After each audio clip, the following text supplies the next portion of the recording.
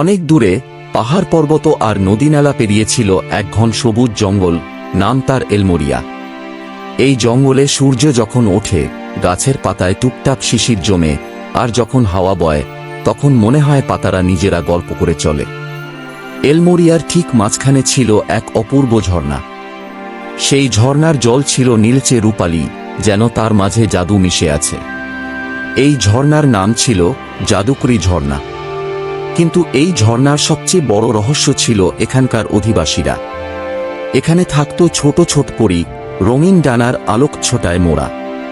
কেউ সূর্যের মতো উজ্জ্বল, কেউ চাঁদের মতো শান্ত। তারা ছিল পৃথিবীর সবচেয়ে নিরীহ আর আনন্দপ্রিয় জীব। দিনের বেলায় তারা ফুলের মধু খেত, নদীর জলে স্নান করত, আর রাত হলে তারা নাচত চাঁদের আলোয়। একদিন রাজ্য থেকে দূরে ছোট্ট এক রাজকুমারী ঘোড়ায় চড়ে ঘুরতে ঘুরতে পথ হারিয়ে ফেলল। তার নাম ছিল রাজকুমারী আরিয়া। সে ছিল খুব সাহসী, বই পড়তে ভালোবাসত, আর সব সময় প্রকৃতির মাঝে হারিয়ে যেতে চাইত। বনের ভেতরে ক্লান্ত হয়ে সে বসে পড়ল এক পাথরের উপর। তখন হঠাৎ তার কানে এলো ঝর্ণার জল পড়ার মিষ্টি শব্দ।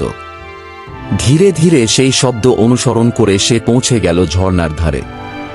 অবাক হয়ে সে চারপাশের রূপ দেখে দাঁড়িয়ে গেল। চারদিক আলোয় ভরা, পাখির গান, ফুলের সুবাসে এলোমেলো বাতাস। আর ঠিক তখনই তার সামনে আবির্ভূত হল এক ছোট্ট পরী, ডানায় নীলচে রং, চোখে বিস্ময়ের ঝিলিক। তার নাম ছিল লুনা।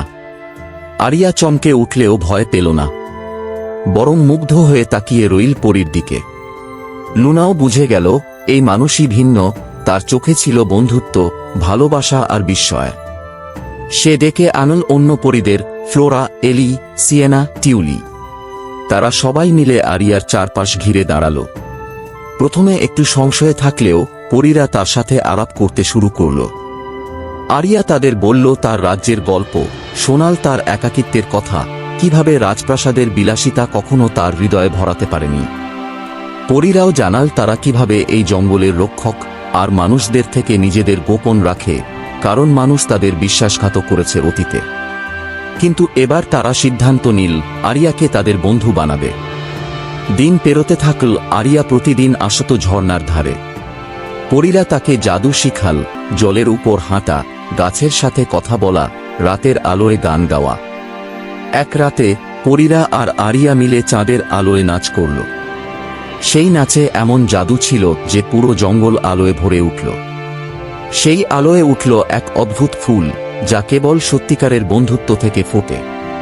তারপর থেকে সেই জঙ্গলের নাম হয়ে গেল বন্ধুত্বের জঙ্গল। রাজকুমারী আরিয়া ফিরে গেল রাজপ্রাসাদে, কিন্তু তার হৃদয়ে রয়ে গেল পরীদের মাঝে। সে প্রতিজ্ঞা করেছিল এই জঙ্গলকে রক্ষা করবে, আর কাউকে এর কথা জানাবে না। আর পরীরা, তারা আজও আছে সেই ঝর্ণার ধারে, আর কেউ যদি সত্যিকারের সৎ আর কল্পনাশীল হয়, তাহলে একদিন হয়তো তারাও দেখতে পাবে সেই জাদুকরী জগৎ।